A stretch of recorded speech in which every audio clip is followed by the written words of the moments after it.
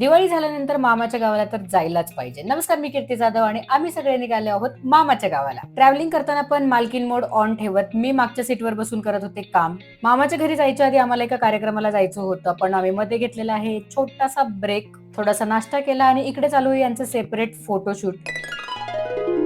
तुम्ही गावाकडच्या कार्यक्रमाला गेले आणि यात नाही जेवले तर मग काय जेवले? मामाच्या घरी स्वागत केलेलं आहे पाऊस, वारा आणि माझ्या पाठीमागे असलेल्या छोट्या छोट्या वादळांनी. संध्याकाळी आम्ही रेडी झालो आहोत आमच्या भावांना ओवाळण्यासाठी. आम्ही ताट रेडी केलं, पण अजून आमचे भाऊ तर बिझीच होते. आजीला घे तू. आणि हा जो इतका पसारा केलेला आहे तो या दोघांनी केलाय, कारण शेवटपर्यंत त्यांचं ठरत नव्हतं की कोणता शर्ट घालायचा. फायनली दोघे जण रेडी झाले, त्यानंतर आम्ही त्यांना ओवाळलं. गिफ्टची देवाणघेवाण झालेली आहे. भावांना, मामांना, दादांना ओवाळून आम्ही निघालो मस्तपैकी डिनर करायला.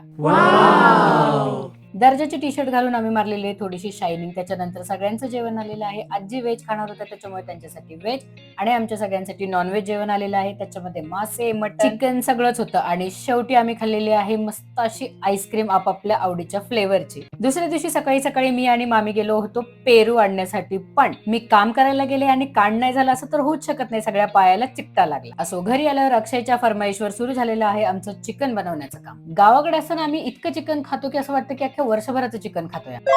मग काय, मी आणि मामी रुजू झालो आमच्या ड्युटीवरती. आम्ही दोघींनी मिळून केलेला आहे सगळा स्वयंपाक, ज्यामध्ये रेड चिकन, चिकन खरडा, रोटी, अळणी भात आणि सॅलड होतं. अशा प्रकारे ताट पूर्ण कलरफुल झालं होतं.